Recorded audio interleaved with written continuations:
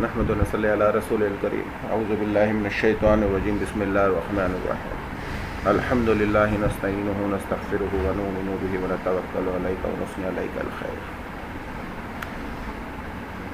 آج کا جو بیان جس چیز پر رکھا گیا ہے، میری آواز نہیں آ رہی ہے کیا؟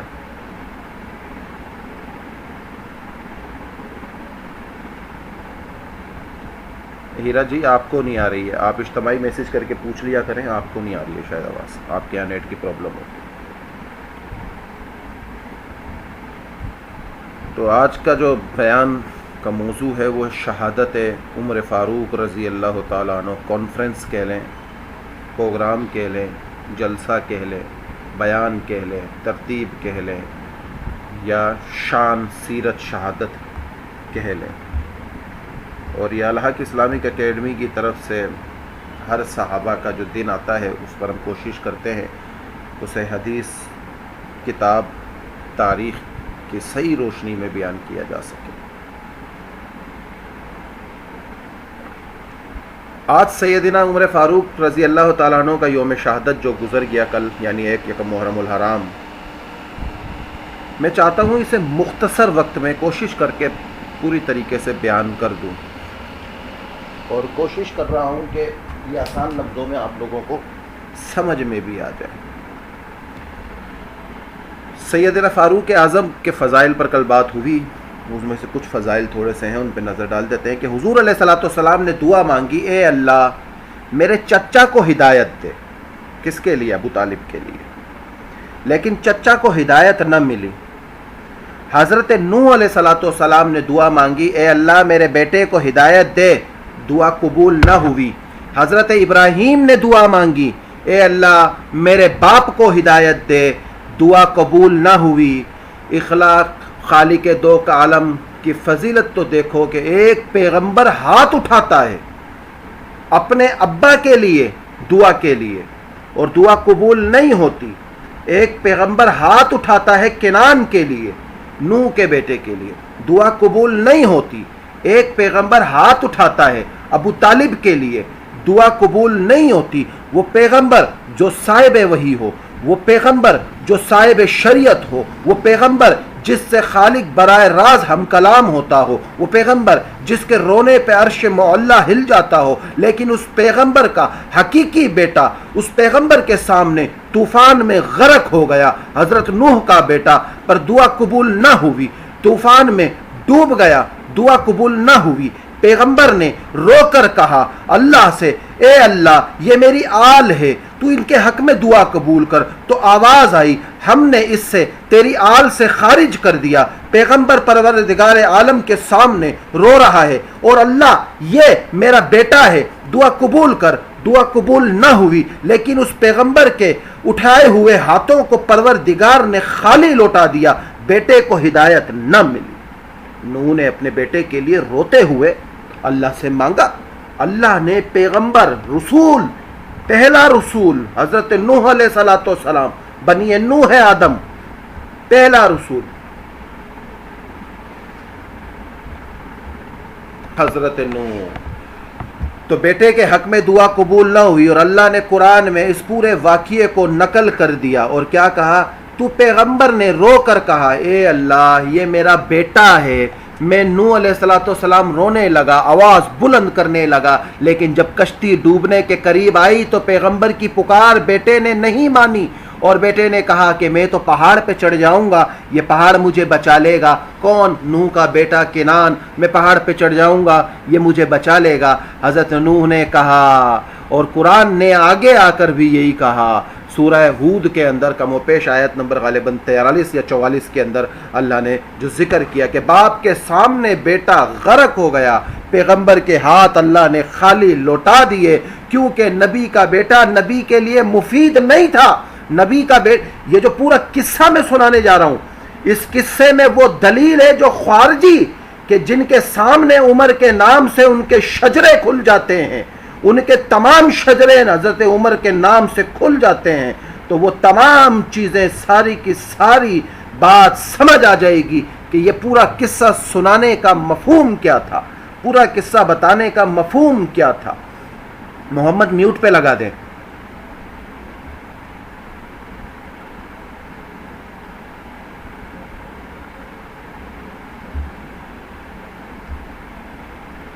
پورا کا پورا قصہ سمجھ آ جائے گا کہ کیا تھا کہ باپ کے سامنے بیٹا غرق ہو گیا, پیغمبر کے ہاتھ اللہ نے خالی لوٹا دیے. نبی کا بیٹا نبی کے لیے مفید نہیں تھا, ہاتھ خالی لوٹا دیے.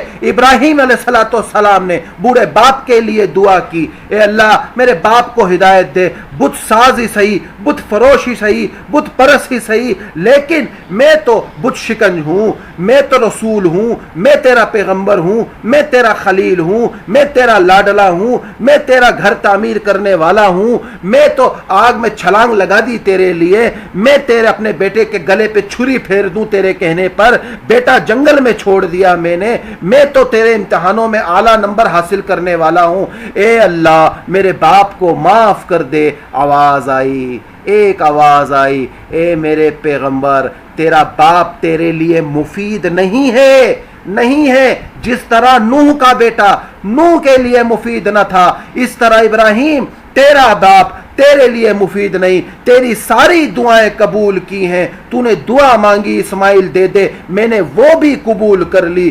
تو نے دعا مانگی محمد کو میری اولاد میں پیدا کر, میں نے وہ بھی قبول کر لی, محمد کو تیری جھولی میں ڈال دیا, لیکن میں تیرے باپ کو معاف نہیں کر سکتا. حضرت ابراہیم کی دنیا میں دو دعائیں قبول ہوئی, ایک دعا ابراہیم نے اسماعیل مانگا وہ قبول ہوئی, ایک دعا محمد کو اپنی آل میں مانگا وہ دعا قبول ہوئی.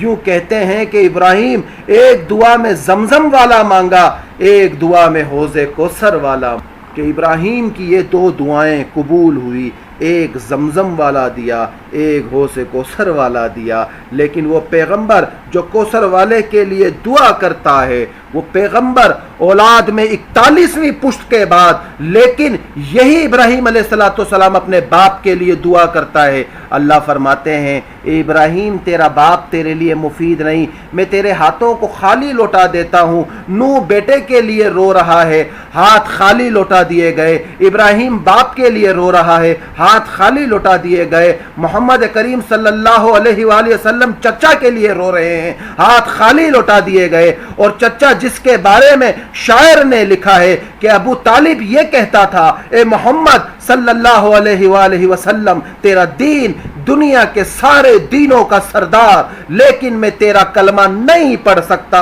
اگر بنو ہاشم قریش یہ نہ کہے اور مجھے یہ ڈر نہ ہو کہ وہ کہیں کہ چچا ابو طالب نے موت کے ڈر سے بھتیجے کا اسلام قبول کر لیا, تو کلمہ پڑھ کے تیری آنکھوں کو ٹھنڈک ضرور دیتا. محمد مصطفیٰ صلی اللہ علیہ وسلم نے ہاتھ اٹھا رہے ہیں اور رو رہے ہیں, اے چچا اللہ چچا کو ہدایت دے, اللہ چچا کو ہدایت دے, چچا کو ہدایت دے. پیغمبر کے ہاتھ خالی لوٹا دیے گئے.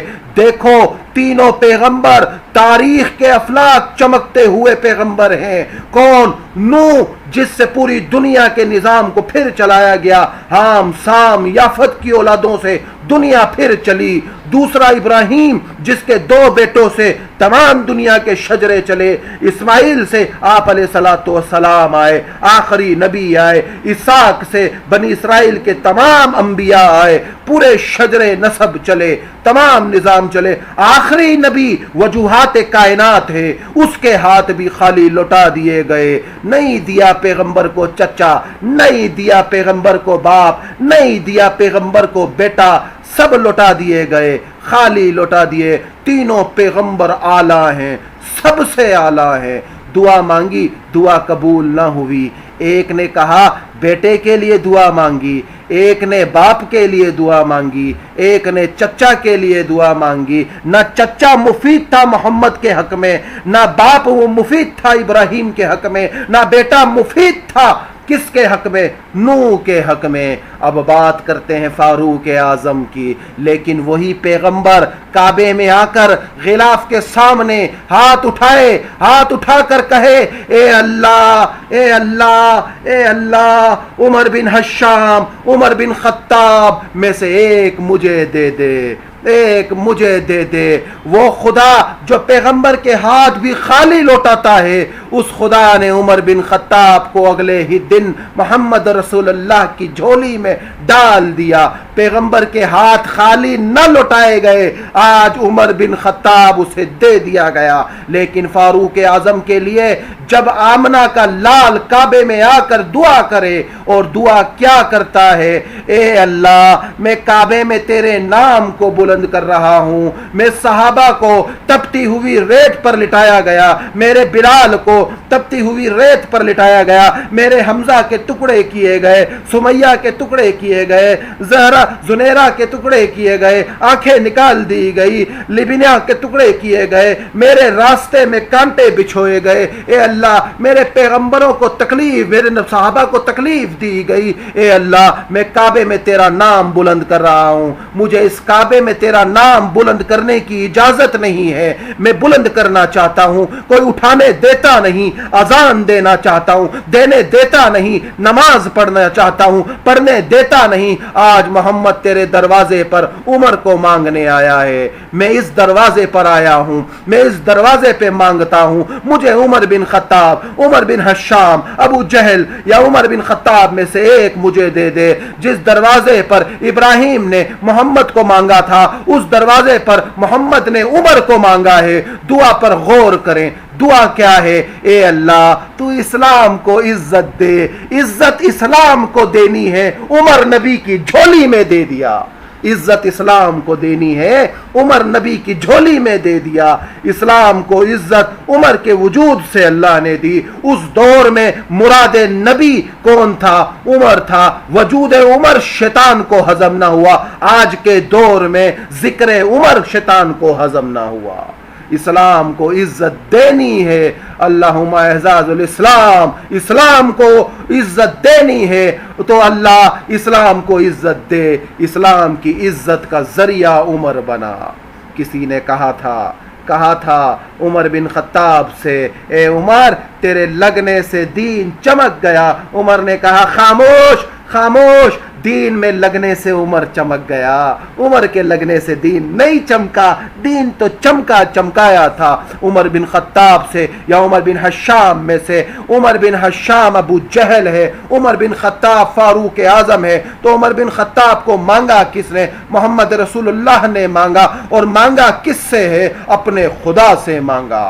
तो तुम फिर आज इस अल्फाज को सोचो, जो बाजार में जाकर किसी अच्छी चीज को मांगे वो अच्छी ना हो तो तुम्हारी बदनामी होती है, और अगर देने वाले की बदनामी हो कि इसने तो गलत चीज किसी को दे दी, इसने तो बहुत आगे निकल गई है बात। चले बरल, इस्लाम की इज्जत के लिए मोहम्मद रसूलुल्लाह सल्लल्लाहु अलैहि वसल्लम ने अपने मुकद्दस दामन फैलाया और अल्लाह से, अल्लाह ही के दरवाजे पर दामन फैलाकर क्या मांगा, ए अल्लाह तेरे दीन की इज्जत चाहता है तो उमर बिन हश्शाम, उमर बिन खत्ताब में से एक मुझे दे दे।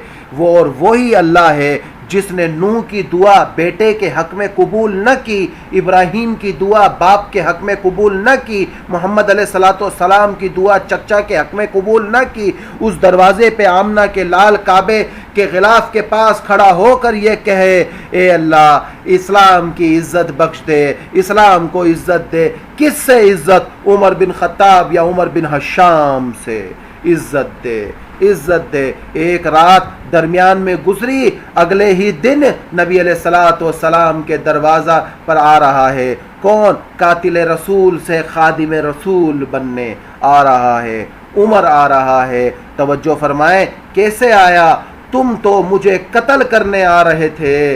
इज्जत, अर्ज किया या रसूल अल्लाह अब ईमान लाता हूँ, अब ईमान लाता हूँ, अब आपके आगे झुक जाता हूँ, अल्लाह के आगे झुक जाता हूँ, आपके आगे आपके कलमे को कबूल कर लेता हूँ।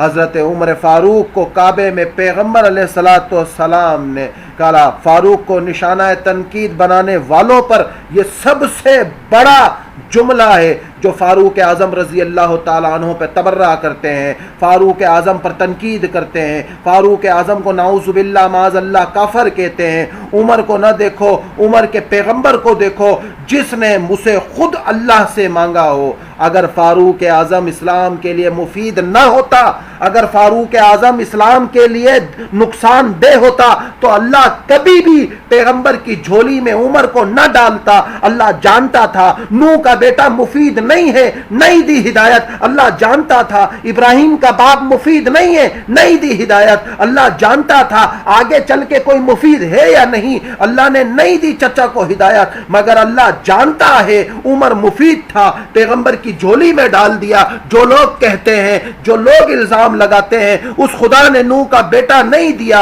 मुफीद न था, चचा नहीं दिया, मुफीद न था। और अगर उमर मुफीद न होता तो क्यों देता अल्लाह? उमर इज्जत वाला न होता तो पैगंबर की झोली में क्यों देता? उमर इस्लाम की इज्जत ना होती तो पैगंबर की झोली में क्यों दिया जाता? उमर कैसर और किसरा को फतह करने वाला न होता तो उसे पैगंबर की झोली में क्यों दिया जाता? उमर से शैतान नहीं दौड़ता तो पैगंबर की झोली में क्यों ना दिया जाता?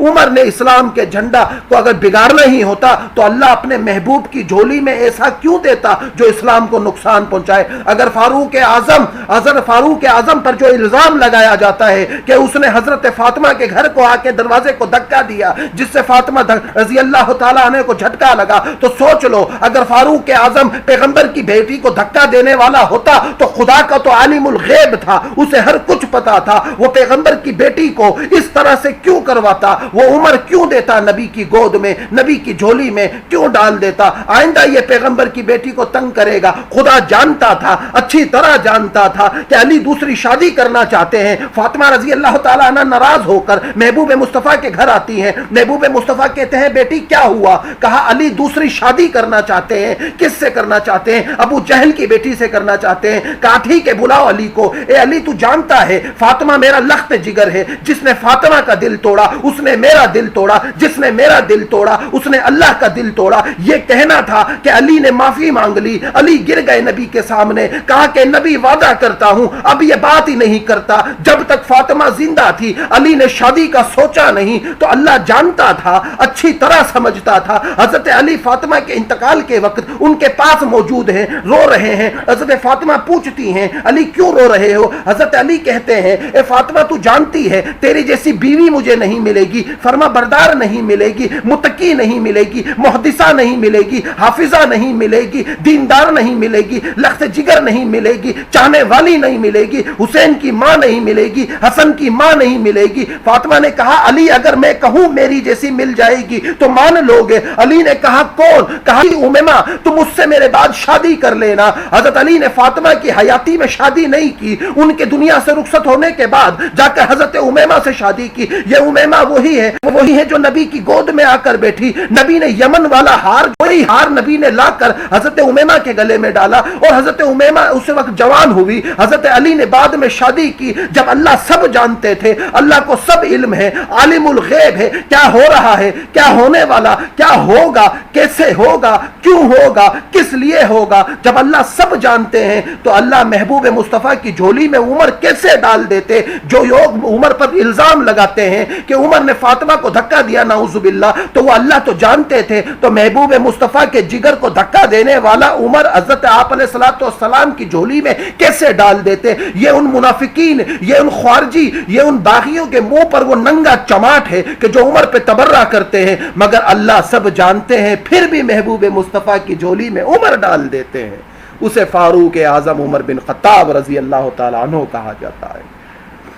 हजरत उमर बिन खत्ताब रजी अल्लाह तआला अन्हु, ये वो उमर है जो उमर रजी अल्लाह तआला अन्हु पे तबर्रा करते हैं। वो खुदा पैगंबर के हाथ खाली लौटा दे चचा के मामले में। उमर की बारी आई तो वक़्त खाली नहीं लौटाया, उमर भी दिया, इज्जत भी दी, बेटी भी दिलवाई। उमर, ये वो उमर है केसर किसरा के टुकड़े करवा दिए। और कुरान के अंदर तो क्या है कि सारी दुनिया के दीनों पर इस्लाम गालिब होगा, इसलिए उमर बिन खत्ताब रजी अल्लाह ताला अन्हु को मोहम्मद अलैहिस्सलाम की झोली में डाल दिया। इसमें फारूक आजम पर तनकीद यहूदी ना कर सका, ईसाई ना कर सका, हिंदू ना कर सका, सिख ना कर सका, मजूसी ना कर सका, بتمت نہ کر سکا. آج کرنے والا ایک وہ طبقہ ہے کہ جس کو وجود عمر سے بھی تکلیف تھی, ذکر عمر سے بھی تکلیف ہے.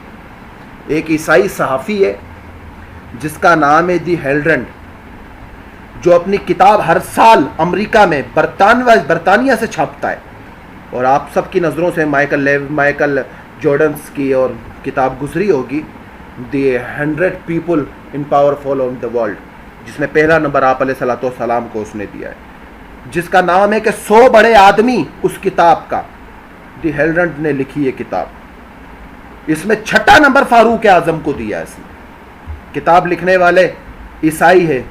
اس سے کسی نے پوچھا تم عمر پر کتاب کیوں لکھتے ہو اور ہر سال ایڈیشن کے اندر عمر کو 6 نمبر دے دیتے ہو, کیوں؟ عمر تو مسلمان ہے, آدمیوں میں کیوں شمار کرتے ہو؟ یہ جو بات کہتا ہے وہ بڑی انمول ہے, اور مجھے جہاں تک یاد پڑتا ہے میں نے یہ وہ ویڈیو بھی دیکھی ہے, اور اس نے جو بات کہی وہ انگریزی اخبار میں شائع بھی ہوئی, اور اس کے اوپر باقاعدہ طور پر ایک پورا مضمون بھی چھپا تھا اخباروں کے اندر. آج سے تقریباً کوئی 10-12 سال پہلے, لگ بھگ تقریباً 10 سال ہو گئے ہوں گے اس سال. ایک یونانی لڑکی ہے جس نے جرمنی میں ایک کمپنی بنائی, اور اس نے دنیا کے بڑے بڑے آدمیوں پر لٹریچر جمع کیے. اس نے ایک انٹرویو میں لندن میں ایک صحافی سے پوچھا کہ تیری لائبریری میں سب سے زیادہ کتابیں کس کے بارے میں ہیں؟ یونانی عیسائی لڑکی نے کہا عمر فاروق کے بارے میں. اور جب آج سے 8-9 سال پہلے کتابوں کی ایک نمائش جرمنی میں منعقد کی گئی تو لگ بھگ کوئی 500 کے لگ بھگ لٹریچرز اس نے حضرت عمر کی شان میں لا کر رکھ دیے. تو جب ایک عیسائی نے پوچھا کہ یہ عمر تو مسلمان تھا اور تو نے سب سے زیادہ کتابیں عمر پر لکھی اور تو عیسائی ہے, یونانی ہے. اس صحافی نے کہا, اس سے جب یہ پوچھا کہ عمر تو مسلمان تھا, تیرا عمر سے کیا جائے, تیرا عمر سے کیا معاملہ, تیرا عمر سے کیا تعلق, تو سیدنا فاروق کو تو نے کیوں چاہا؟ تو وہ لڑکی کہتی ہے عمر فاروق میرا آئیڈیل ہے. عمر فاروق کون کہتی ہے؟ عیسائی, مسلمان نہیں ہے, مسلمان نہیں ہے, عالمہ نہیں ہے, عالم نہیں ہے, حافظہ نہیں ہے, محدثہ نہیں ہے, دیندار نہیں ہے, الحق اکیڈمی سے جڑی ہوئی نہیں ہے, دنیا کی کسی اور اکیڈمی سے جڑی ہوئی نہیں ہے, ایک عیسائی ہے, یونانی ہے, کہتی ہے عمر میرا آئیڈیل ہے. اور پوچھا گیا فاروق اعظم کے بارے میں کتنی کتابیں ہیں؟ وہ کہتی ہے 7,000 کتابیں میں نے لکھی ہے فاروق اعظم پر, 7,000 کتابیں. عیسائی ہو کر 7,000 کتابیں لکھنے والی یونانی لڑکی کہتی ہے میں نے 7,000 لٹریچر لکھے ہیں حضرت عمر کے اوپر, جو میں نے فاروق اعظم کے بارے میں جمع کیا دنیا کی ساری زبانوں میں ہے.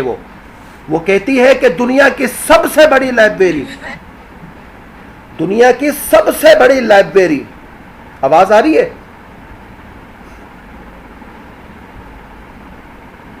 آواز آ رہی ہے؟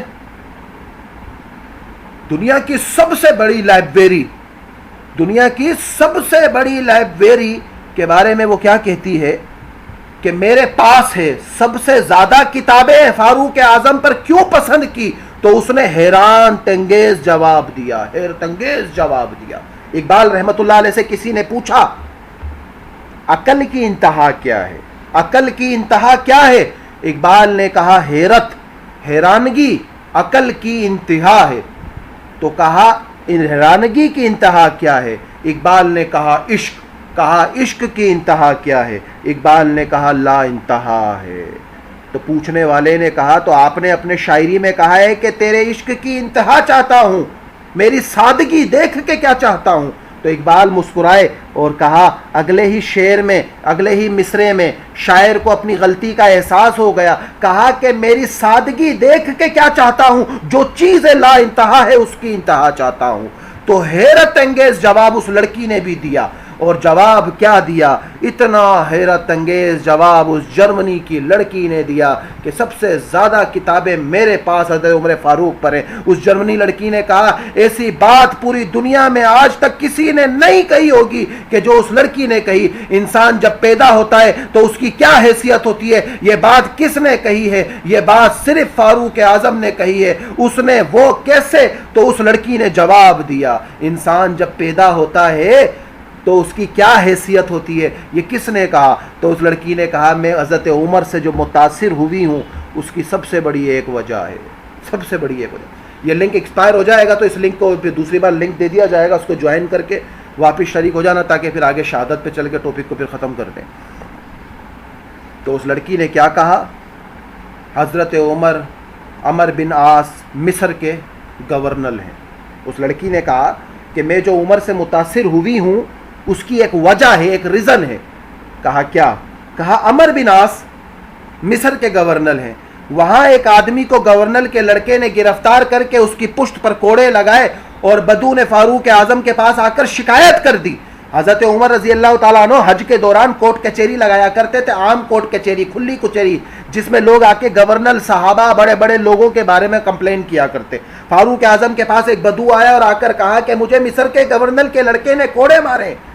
حضرت فاروق اعظم مدینے سے ہر سال مکہ آتے اور وہاں کھلی کچہری لگایا کرتے. حضرت فاروق اعظم کی کھلی کچہری دنیا میں مشہور تھی, لوگ کھلی کچہری میں سوال جواب شکایتیں لے کر آتے. اس جرمنی لڑکی نے لکھا کہ سیدنا فاروق اعظم کی کھلی کچہری میں بدو نے آ کر مصر کے گورنر عمر بن عاص کے بیٹے کے بارے میں شکایت کر دی کہ عمر بن عاص کے بیٹے نے مجھے کوڑے مارے. کون ہے مصر گورنر؟ یہ وہی عمر بن عاص رضی اللہ تعالیٰ عنہ ہے جس کو فاروق اعظم نے 2 خط لکھے تھے. ایک خط دریائے نیل کے نام تھا, دوسرا خط عمر بن عاص کے نام تھا. کہ عمر بن عاص نے کہا اسلام اس چیز کی اجازت نہیں دیتا کہ خوبصورت لڑکی کو سجا سجو کر آپ لوگ دریائے نیل میں ڈالو اور اس کا پانی چل جائے, اسلام ان خرافات سے روکتا ہے. یہ وہی مصر کے گورنر عمر بن عاص تھے, عمر بن عاص رضی اللہ تعالیٰ عنہ. فاروق اعظم نے اسی وقت پولیس کے انچارج حضرت محمد ابن مسلمہ کو بھیجا کہ جاؤ بلا کر لاؤ انہیں ابھی کے ابھی, اور جاؤ گورنر مصر حضرت عمر بن عاص اور ان کے لڑکوں کو گرفتار کر کے میرے دربار میں پیش کر دو. جب مصر کے گورنر فاروق اعظم کے دربار میں پیش کیے گئے تو فاروق اعظم نے جواب دیا. جرمنی لڑکی کہتی ہے, وہ یونانی لڑکی کیا کہتی ہے کہ یہ بات مجھے عمر کی متاثر کرنے والی تھی کہ حضرت عمر نے خط بھیج کر بلوا لیا. یہ ایک جملے کی وجہ سے سیدنا فاروق اعظم کو پوری دنیا میں اونچا کر دیا. حضرت فاروق اعظم فرماتے ہیں تم نے کب سے لوگوں کو غلام بنانا شروع کر دیا ہے. کس کو کہہ رہے ہیں؟ ایک بدو کے کہنے پر مصر کے گورنر صحابی رسول عمر بن عاص کو بلا کر, اس کے بیٹے کو بلا کر فاروق اعظم کہتے ہیں تم نے کب سے لوگوں کو غلام بنانا شروع کر دیا ہے, جبکہ ان کی ماؤں نے تو انہیں آزاد جنا ہے. ان کی ماؤں نے تو انہیں آزاد جنا ہے. اقبال نے کہا تھا the life is variety on the speak man in chains, انسان تو آزاد پیدا ہوا لیکن ان سے زنجیر اور خواہشات نے جکڑا ہوا ہے. تو عمر کہتے ہیں عمر بن عاص سے, اے عمر تم نے کب سے لوگوں کو غلام بنانا شروع کر دیا, جبکہ ان کی ماؤں نے تو انہیں آزاد جنا ہے. وہ لڑکی کہتی ہے کائنات میں یہ تصور کسی نے نہیں دیا کہ بچہ جب پیدا ہوتا ہے تو آزاد ہوتا ہے. یہودیوں اور عیسائیوں نے فاروق پر ریسرچ کی اور قرآن کہتا ہے دوسرے دینوں پر محمد کا دین غالب ہے, دوسرے دینوں پر محمد کا دین غالب ہے. غالب لڑکی کہتی ہے یہ بات عمر کی مجھے متاثر کر گئی کہ گورنر مصر کو بھی نہ بخشا, گورنر مصر کو بھی نہ بخشا. آج کوئی کونسلر بن جائے تو سب سے پہلے اپنے رشتہ داروں کو نوکریاں دلائی جاتی ہیں, اپنوں پہ. وہ بڑا ایک مشہور ہندوستان کا کسی دور کا ایک گانا تھا, اپنوں پر ستم غیروں پر کرم. وہی معاملے آج ہمارے ساتھ رہتے ہیں جہاں اپنوں کو بانٹا جاتا ہے, لوگوں کو بھگایا جاتا ہے.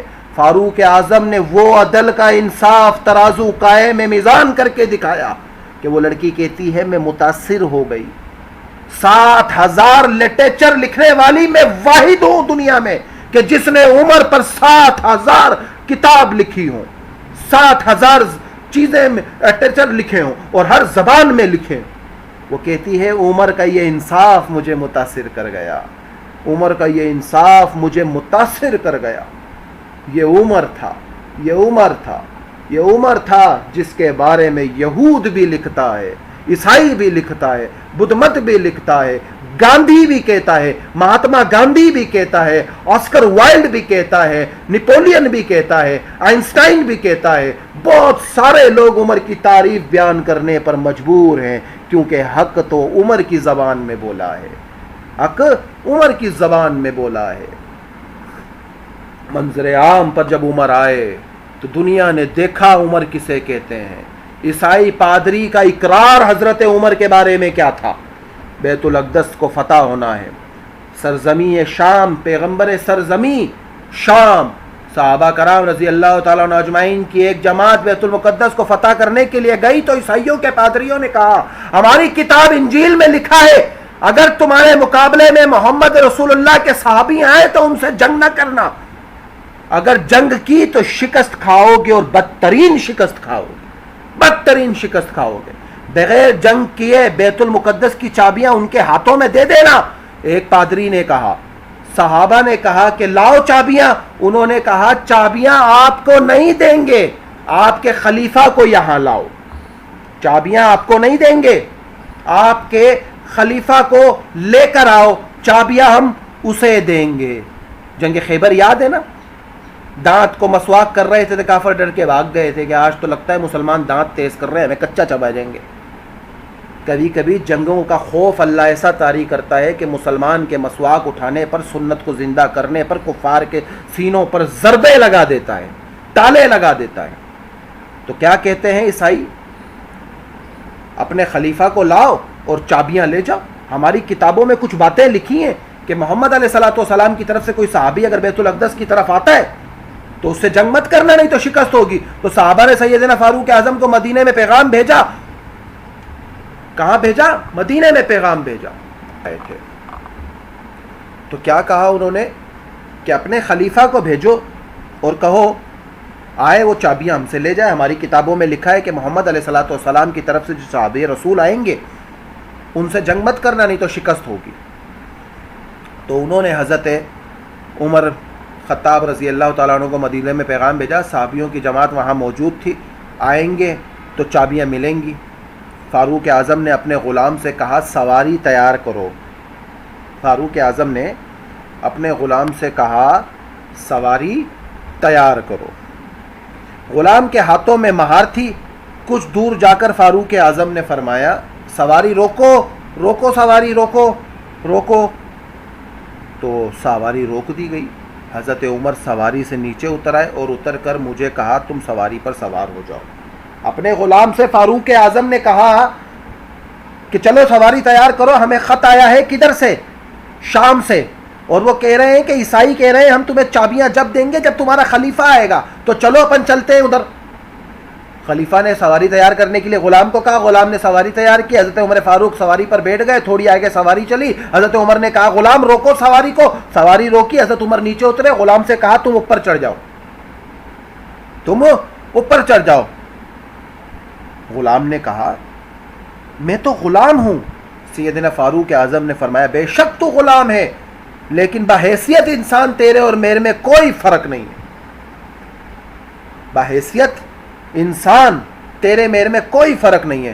غلام سواری پر سوار ہو گیا، حضرت عمر کے ہاتھوں میں مہار ہے، اور اب ایک ایک منزل فاروق اعظم سوار ہوتے اور ایک منزل پہ دوسری منزل تک غلام سوار ہوتا۔ بیت المقدس سامنے آ گیا تو فاروق اعظم کے پاؤں کا جوتا ٹوٹ گیا، اور باری باری حضرت فاروق اعظم سوار ہوتے، کبھی غلام سوار ہوتا۔ جیسے بیت المقدس سامنے آیا فاروق اعظم کا جوتا ٹوٹ گیا، جوتا ٹوٹ کر دیکھا سامنے بیت الاقدس ہے، بیت المقدس ہے، پیدل چلنے کی باری اب کیا تھی؟ فاروق اعظم کے پیدل چلنے کی اور غلام کے سواری پر سوار ہونے کی باری تھی۔ فاروق اعظم نیچے اترے ہوئے ہیں، جوتا ٹوٹا ہوا ہے، گھوڑے کی سواری کی مہار ان کے ہاتھوں میں ہے، غلام سواری پر سوار ہوا ہے۔ امیر المومنین حضرت عمر بن خطاب رضی اللہ تعالیٰ عنہ کے ایک ہاتھ میں ٹوٹا ہوا جوتا ہے، دوسرے ہاتھ میں مہار ہے، غلام سواری پر سوار ہے۔ جب وہاں پہنچے کوئی کہتا ہے کہ سواری والا خلیفہ ہے، کوئی کہتا ہے پیدل چلنے والا خلیفہ ہے۔ اب سمجھ میں نہیں آ رہا، جو نیچے ہے جو پیدل چل رہا ہے اس کے ایک ہاتھ میں جوتا ہے، دوسرے ہاتھ میں سواری کی مہار ہے، اور ایک سواری پر سوار ہے۔ اب کوئی کہتا ہے سواری پر سوار ہونے والا خلیفہ، کوئی کہتا ہے نہیں پیدل چلنے والا خلیفہ۔ اور جب تورات میں وضاحت آئی تو بات کیا ہوئی؟ جب فاروق اعظم تمہارے پاس آئیں گے تو وہ پیدل ہوں گے اور نوکر سوار ہوگا۔ یہ پیشن گوئی تورات میں ہوئی، یہ پیشن گوئی انجیل میں ہوئی، ساری کتابوں میں ہوئی کہ جب تم سے بیت المقدس لینے والا بیت المقدس کے گیٹ پر پہنچے گا، جس کے ساتھ کئی سالوں بعد 1136 ہجری کے اندر حضرت صلاح الدین ایوبی نے پھر بیت المقدس پر پہنچ کر وہ تاریخ رچی، اس سے پہلے جا کر دیکھے فاروق اعظم نے وہ تاریخ رچی جس کی پیشن گوئی تورات میں ہوئی، جس کی پیشن گوئی انجیل میں ہوئی کہ تم ان سے جیت نہیں سکتے۔ ان کی سب سے بڑی نشانی ایک یہ ہے کہ ان کا جو خلیفہ ہوگا وہ پیدل چل رہا ہوگا، اور ان کا غلام کس پر؟ سواری پر سوار ہوگا، اور نوکر سواری پر سوار ہوگا۔ وہ کہتے تھے یہ تو ٹھیک ہے خلیفہ پیدل چلے گا، لیکن ان کے ہاتھوں میں ٹوٹا ہوا جوتا ہے۔ حضرت فاروق فرماتے ہیں جب میں بیت المقدس میں داخل ہوا تو ان یہودیوں نے بیت المقدس کی چابیاں میرے حوالے کر دی اور میرے کو لا کر کہہ دیا ہماری کتابوں میں یہ نشانیاں تھی کہ ہم اس سے نہیں لڑ سکتے جس کی یہ نشانیاں ہوں گی۔ تذکرہ فاروق اعظم تورات اور انجیل میں بھی ہوا۔ سیدنا فاروق اعظم فرماتے ہیں کہ میں نے فوراً 2 رکعت نماز شکرانے کی ادا کی، اور لوگوں نے بڑا عجیب واقعہ دیکھا، اور ہم لوگوں نے کہ سارے مجمع اکٹھے ہو کر فاروق اعظم کو گھیر لیا۔ فاروق اعظم کے درمیان میں ہے، ایک آدمی آتا ہے حضرت عمر فاروق رضی اللہ تعالی عنہ کے پاس بیٹھتا ہے اور فرماتا ہے تو مسلمان بھی ارد گرد جمع ہو گئے، سارے اکٹھے ہو گئے۔ ایک بوڑھا آدمی آیا، اس نے آ کر حضرت عمر کے سامنے ایک کاغذ پیش کیا۔ حضرت عمر نے کاغذ کو دیکھ کر کہا یہ عمر کے بس کی بات نہیں ہے، بس بات ختم ہو گئی۔ حضرت عمر فرماتے ہیں کہ جب وہ چلا گیا تو مجھے یاد آ رہا تھا کہ وہ کون تھا، میں نے چہرے سے اس کو پہچان نہ سکا، لیکن مجھے بات یاد آ گئی۔ حضرت عمر باہر نکلے تو مسلمانوں نے گھیر لیا اور کہا امیر المومنین آپ ہم سے گفتگو کرنا چاہتے ہیں، ہم بھی آپ سے گفتگو کرنا چاہتے ہیں، آپ ہمارے ایمان ہیں، آپ ہمیں تو کچھ وقت دیجئے۔ حضرت عمر نے انہیں وقت دے دیا اور کہا کہ وقت لے لو، مگر ان باتیں سننے کے لیے بیت المقدس کے سامنے بیٹھ گئے۔ ان لوگوں نے کہا باقی باتیں بعد میں شروع کریں گے، پہلے یہ بتاؤ کہ وہ آدمی کون تھا جو چٹ لے کر آیا تھا، ایک کاغذ کا ٹکڑا۔ حضرت عمر کہتے ہیں میرے پاس لے کر آیا تھا، مجھے بتاؤ تو صحیح وہ آدمی کون ہے۔ میں نے اسے چہرے سے نہیں پہچانا، مگر مجھے یاد تو کچھ آتا ہے کہ یہ کوئی تھا جسے میں جانتا ہوں۔ عمر نے فرمایا کسی زمانے میں کسی لوگوں نے عمر سے پوچھا عمر تو بتا تو صحیح وہ تھا کون۔ عمر نے کہا مجھے یاد آ گیا ہے۔ عمر نے کہا کسی زمانے میں میرے والد 7 بکریاں چرا رہے تھے، کہنے لگے کہ بیت المقدس میں آیا ہوں، اس وقت میری عمر 10-12 سال تھی اور اس علاقے میں بکریاں چرایا کرتا تھا، تو ٹھیک دوپہر کے وقت اس بیت المقدس کی دیوار کے سامنے ادھر سایہ ہو جاتا تو بکریاں چرا کر یہاں سو جاتا اور میرے سر کے نیچے اینٹ رکھ دیتا اور لاٹھی پر اپنا سر رکھ لیتا اور بکریاں باندھ دیتا اور خود آ کر دیوار کے سائے کے نیچے سو جاتا۔ ایک دن میں سویا ہوا تھا، ایک آدمی میرے تہمن پر ٹانگ سے ہٹا رہا تھا اور میری آنکھ کھلی تو میں نے دیکھا کہ وہ کوئی اور ہے اور ایک آدمی ہے جو میرے تہمن کو ہٹا رہا ہے۔ اس آدمی نے تہمن سے کپڑا ہٹایا، اپنے ساتھی ایک یہ وہی تھا کہ جس کو میں پہچان گیا جو پرچی لے کر میرے پاس آیا ہے، اور اس نے کہا میرے ہاتھ میں کتاب پکڑی ہوئی ہے، میں سمجھ نہیں سکا یہ کون ہے۔ تھوڑی دیر کے بعد آیا اور کہنے لگا ایک چٹ پر لکھ کر دو، جب حکومت بیت المقدس میں تمہاری ہوگی تو تم مجھے زمین دو گے۔ جب بیت المقدس میں حکومت تمہاری ہوگی تو تم مجھے زمین دو گے۔ عمر کیا کہتے ہیں کہ مجھے یاد آ گیا یہ کون ہے، اور یاد کب آیا؟ جب بیت المقدس فتح ہوا، کہ جب میں چھوٹا اپنے ابا کے ساتھ بکریاں چرایا کرتا اور میں ایک درخت کے نیچے لیٹ گیا، سونے کے لیے آرام کرنے لیٹ گیا، 10-12 سال میری عمر تھی کہ ایک آدمی میرے قریب آیا اور میرے تہمند کو اپنی ٹانگ سے ہٹانے لگا اور میری آنکھ کھل گئی اور میں نے اسے دیکھا اور اس کے ہاتھ میں ایک کتاب پکڑی ہوئی تھی، میں سمجھا نہیں۔ تھوڑی دیر کے بعد آیا اور کہنے لگا مجھے ایک چٹ پر، ایک کاغذ پر لکھ کر دو کہ جب بیت المقدس میں تمہاری حکومت آئے گی تو تم مجھے زمین دو گے۔ حضرت عمر فرماتے ہیں کہ میری حکومت یہاں کب ہوگی؟ وہ میرے پیچھے پڑ گیا، میرے تو ہنسنے لگا۔ میں 10-12 سال کا بچہ اور یہ بندہ کہتا ہے کہ تمہاری حکومت بیت المقدس میں آئے گی تو تم مجھے وہاں زمین دو گے۔ حضرت عمر سوچتے ہیں کہ 2000 سال سے رومی بادشاہ ٹائٹس کے دور سے بیت المقدس کی وہ اینٹیں گرائی ہوئی ہیں، ٹائٹس نے ہیکل سلیمانی، اور ادھر جنگ اور ماحول ہے اور یہودیوں کے قبضے اور عیسائیوں کے قبضے میں ہے وہ جگہ ہے۔ حضرت عمر کہتے ہیں میرے پیچھے پڑ گیا، مجھے کہہ رہا لکھ کر دو۔ جان چھڑانے کے لیے حضرت عمر کہتے ہیں میں نے دستخط کر دیے، جا تیری جگہ ہو گئی۔ مجھے کیا پتا تھا کیا ہوگا، تو میں نے لکھ دیا کہ یہ جگہ تیری ہو گئی۔ آج وہی آدمی میری لکھی ہوئی چٹ لے کر آیا ہے، تو میں نے کہا یہ جگہ عمر کے باپ کی نہیں ہے، یہ جگہ مسلمانوں کا حق ہے۔ اور قرآن نے کہا یہ عمر تو وہ ہے جس کا ذکر تورات اور انجیل میں آ چکا۔ اور اس آدمی نے کہا تو مسلمانوں کا دوسرا خلیفہ ہوگا، تو اس نے میری تہمن سے کپڑا ہٹا کر اپنے ساتھی سے کہا چہرے میں ویسا ہی ہے، پنڈلی میں نشان بھی ویسا ہی ہے۔ اس نے اپنے ساتھی سے کہا یہ وہی ہے، یہ وہی ہے، یہ وہی ہے جس کی نشانیاں تورات میں ہیں، یہ وہی ہے جس کی نشانیاں انجیل میں ہیں۔ آج مسلمانوں کتنی خوشی ہے کہ فاروق اعظم کی شہادت ہوئی۔ شہادت پہ رونا ہمارا شیوا نہیں ہے، اللہ ہمیں ان کے نقش قدم پہ چلنے والا بنا دے۔ اصل چیز تو ہمارے لیے یہ ہے، ہمیں ان کے نقش قدم پر چلنے والا بنا دے۔ اصل چیز تو ہمارے لیے یہ ہے، اس چیز کے لیے ہم محنت کرتے ہیں۔ فاروق اعظم رضی اللہ تعالیٰ عنہ اجمعین کو سمجھنے کے لیے سب سے ضروری جو چیز سمجھنا ہے ہم لوگوں کو، وہ ان کی چیز اور ان کی شہادت اور ان کا دین کے لیے غلبہ اور ان کی تکلیفیں جو برداشت کرنا تھا۔ بات یہاں تک سمجھ میں آئی؟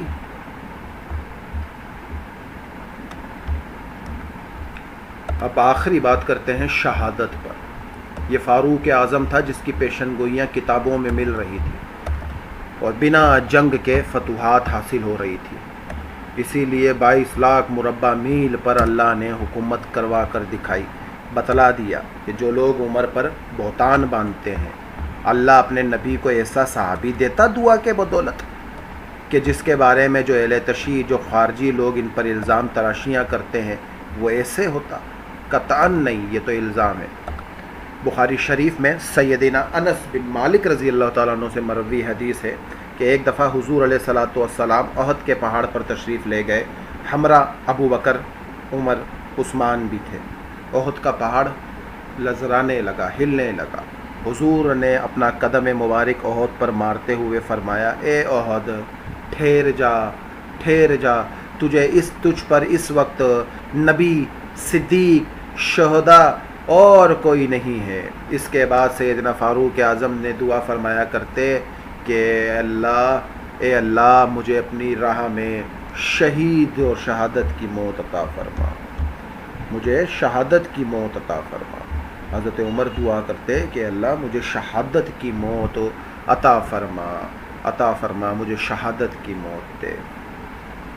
آخری ایام حیات میں آپ رضی اللہ تعالیٰ عنہ نے خواب دیکھا، ایک سرخ مرغ نے آپ کے شکم مبارک پر 3 چونچیں ماری ہیں۔ آپ نے یہ خواب لوگوں سے بیان کیا اور فرمایا میری موت کا وقت قریب ہے، میری موت کا وقت قریب ہے۔ اس کے بعد یہ ہوا کہ ایک روز معمول کے مطابق بہت سویرے نماز کے لیے مسجد میں تشریف لے گئے۔ اس وقت ایک درہ آپ کے ہاتھ میں ہوتا تھا اور سونے والے کو آپ نے درے سے جگاتے، ہلکا سا مار کے کہ اٹھو نماز کا ٹائم ہو گیا ہے، چلو حی علی الصلاۃ، حی علی الفلاح، آؤ کامیابی کی طرف، آؤ نماز کی طرف، جگاتے۔ مسجد میں پہنچ کر نمازیوں کی صف درست کروائی، حکم دیا، اس کے بعد نماز شروع فرماتے اور نماز میں بڑی بڑی صورتیں پڑھتے۔ اس روز بھی آپ نے ایسا ہی کیا۔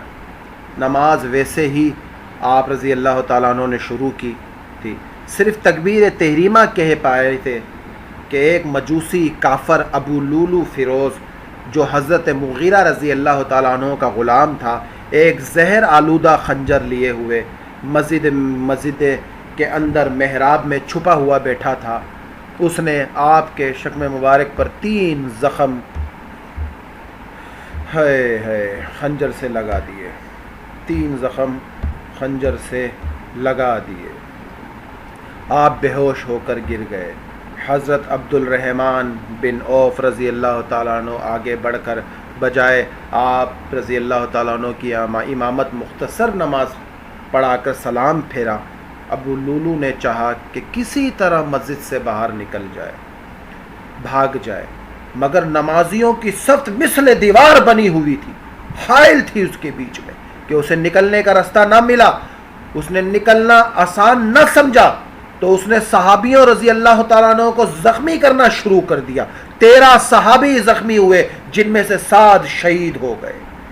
اتنے میں نماز ختم ہو گئی، ابو لولی مجوسی فیروز پکڑا گیا۔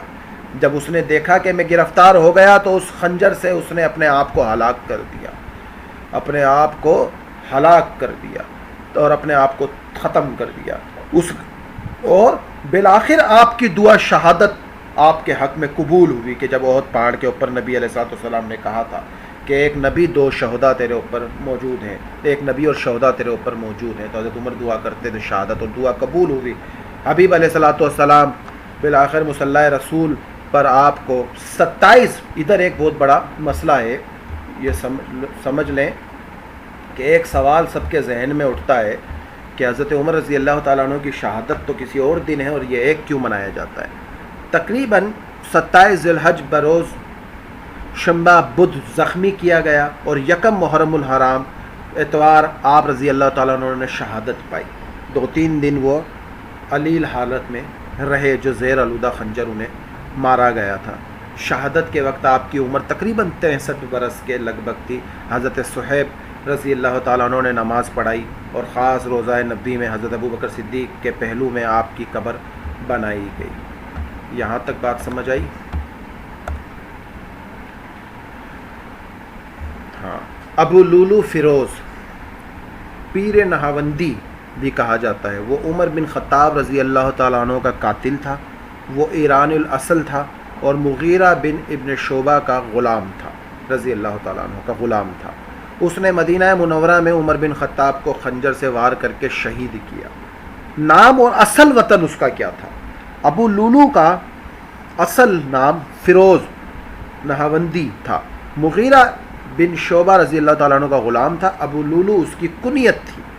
اردو میں بولنے والے ابو لولو مجوسی فیروز کہتے ہیں، لیکن اس کا اصلی نام فیروز نہاوندی اور کنیت ابو لولو تھی۔ رومیوں کی ایرانیوں سے جنگ میں اسے اسیر بنا لیا گیا اور جب مسلمانوں کی رومیوں سے جنگ ہوئی تو مسلمانوں نے اسے اپنے قیدی بنا لیا اور اسیر میں غلام کے طور پہ جب مال غنیمت بانٹا گیا تو غلام حضرت مغیرہ رضی اللہ تعالیٰ عنہ کے حصے میں یہ آیا، کیونکہ منافق تھا، یہ ان کے حصے میں آیا۔ ابو لولو کی ناراضگی کا سبب، ابو لولو کا مالک اس سے بہت زیادہ پیسے لیتا تھا۔ اس نے خلیفہ دوم عمر بن خطاب سے شکایت کی۔ عمر فاروق نے بات سن کر جواب دیا کہ تمہارے ہنر کے مقابلے میں یہ زیادہ پیسے نہیں ہیں۔ اس پر ابو لولو نے کہا وہ عمر کے لیے بھی ایک چکی بنائے گا، ایک دھمکی دی، ایک چیز بنائے گا لڑنے کے لیے، مارنے کے لیے۔ حضرت عمر نے اپنے ساتھیوں کو کہہ دیا اس نے مجھے قتل کی دھمکی دی ہے، اس کے خلاف کوئی کارروائی نہیں کی، بس صرف ساتھیوں کو بتا دیا۔ اب اہل تشیع شیعہ جو ہیں ان کا نظریہ کیا ہے؟ شیعہ علماء نے اپنی کتابوں میں لکھا ہے کہ ابو لولو مسلمان تھا، وہ امیر المومنین حضرت علی ابن طالب رضی اللہ تعالیٰ عنہ کے شیعوں میں سے تھا، جبکہ ذہن اور ذہنی اپنا ذہبی المختصر فی الرجال میں کہا ہے کہ ابو لولو عبید اللہ بن زکوان کا بھائی تھا اور عبداللہ سکیہ حدیث میں قابل اعتبار اور اہل مدینہ کے بزرگوں میں محدثین فقہ میں سے تھے، اور حضرت عمر بن خطاب فرزند عبید اللہ سے اپنے والد کے قتل کا بدلہ لینے کے لیے ابو لولو کی بیٹی کو قتل کر دیا۔ امیر المومنین حضرت علی نے مقدار دیگر صحابہ نے ابو لولو کے قتل کا قیاس لینے کے لیے حضرت عثمان سے مطالبہ کیا، لیکن انہوں نے قیاس لینے سے انکار کر دیا۔ یہ شیعوں کا نظریہ ہے، یہ ہمارا نظریہ نہیں ہے، یہ شیعوں کا نظریہ ہے۔ سنیوں کا نظریہ کیا ہے؟ اہل سنت کے نزدیک ابو لولو اپنے اصل دین آتش پرستی پر تھا، سورج آتش آگ پرستی پر تھا اور وہ اس پہ قائم تھا۔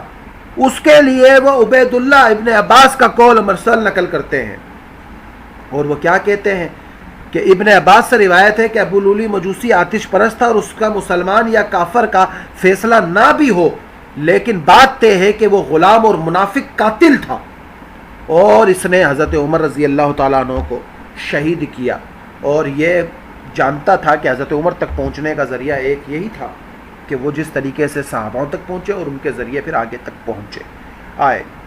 آج ایک نظریہ دیا گیا ہے پوری دنیا کے اندر اہل تشیعوں نے کہ حضرت عمر رضی اللہ تعالیٰ عنہ نے جو فاطمہ رضی اللہ تعالیٰ عنہ پہ گیٹ مارنے کی من گھڑت روایت پیش کی ہے، کوئی اس کا دلیلی ثبوت نہیں ہے۔ تو جو پورا قصہ سنایا گیا اس میں یہ سارا واقعہ آیا کہ جب اللہ جانتے تھے نوح کا بیٹا اس کے لیے مفید نہیں ہے تو اس کو نہیں دیا، ابراہیم کا باپ مفید نہیں ہے، نہیں دیا، نبی کا چاچا دنیا میں تو مفید ہو، شاید بعد میں مفید نہ ہو، آخر میں مفید نہ ہو، نبوت ملنے کے بعد اس کے بعد مفید نہ ہو، تو وہ نہ دیا۔ عمر دے دیا۔ اللہ تو جانتے تھے کہ اگر عمر کے یہ عمل تھے جو وہ لوگ کہتے ہیں تو اللہ کبھی عمر نہ دیتے کہ نبی کی عزت پہ داغ آتا، مگر عزت اسلام کو عمر کی وجہ سے اللہ سبحانہ و تعالیٰ نے عمر کے دین میں لگنے سے دین کا کام اور کھلم کھلا کرنے کی اجازت ملی۔ تو یہ نظریہ تو ان کا یہاں دم توڑ گیا۔ اب چلو تھوڑی دیر کے لیے آگے چلتے ہیں۔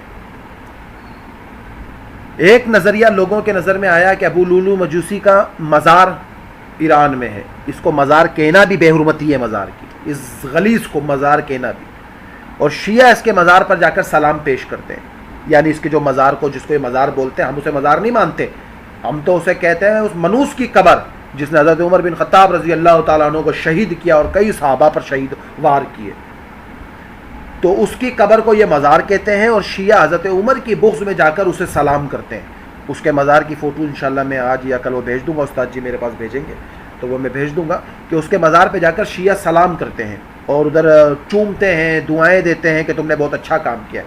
اور اسی کی نسبت آج کچھ لوگ جو حضرت عمر سے بغض رکھتے ہیں وہ فیروزہ نام کا پتھر انگوٹھی میں اسی لیے پہنتے ہیں کہ اس کی مشابہت ابو لولو مجوسی فیروز سے ہوتی ہے، اور شیعہ تو اسی وجہ سے پہنتے ہیں، اور ہمارے مسلمان بھی دیکھا دکھی پہننے لگ گئے کہ فیروزہ ہے، فیروزہ ہے، فیروزہ ہے۔ اس فیروزہ کے پیچھے بڑی گہری کہانی ہے کہ وہ فیروزہ شیعہ اس لیے پہنتے ہیں کہ عمر کو مارنے والے کا نام فیروز تھا، اور اسی کے چکر میں وہ سارا کا سارا وہ ڈرامہ کرتے ہیں، مگر ہمارے سنیوں کو علم نہیں ہے، تو ہمارے سنی بیچارے سیدھے سادھے وہ بولتے ہیں بابا ٹھیک ہے انگوٹھی ہے پہن لی ہے، مولوی تو ہر چیز پہ روک دیتے ہیں۔ تو وہ پورا کا پورا ایک واقعہ وہ لے کر چلتے ہیں، اور اس طرح اسلام کے دوئم خلیفہ حضرت عمر بن خطاب رضی اللہ تعالیٰ عنہ کا یوم شہادت اور سیرت پر مکمل بیان نشستی آسان لفظوں میں یہاں تک کوشش کی کہ ختم ہو جائے، سمجھا دیا۔ یہ واقعات صرف ایک دن کے لیے نہیں ہیں، ان واقعات کو اپنی زندگی میں لا کر عمل کر زندگی گزارنے والے بنیں اور ان کو ہمیشہ کے لیے آگے لے کر چلیں، تاکہ ہمیں اور ہمارے بچوں کو ان کی قربانیاں پتہ ہو۔ آگے ابھی 7-8 دن بعد میں اپنا واقعہ کربلا یوم شہادت حسین رضی اللہ تعالیٰ عنہ ان کے بارے میں بھی ہم کوشش کریں کہ ہمیں پتہ ہو۔ چلو تاریخ میں زیادہ قصات ان کے موجود نہیں ہیں، مٹائی گئی تاریخیں، مگر جو چیزیں موجود ہیں کہ نماز کی حالت میں انہوں نے کس طرح سے قربانیاں قبول کی، نماز کسی حال میں نہ چھوڑی، اس پر اللہ سے دعا کریں کہ اللہ ہم سب کو عمل کی توفیق عطا فرمائے۔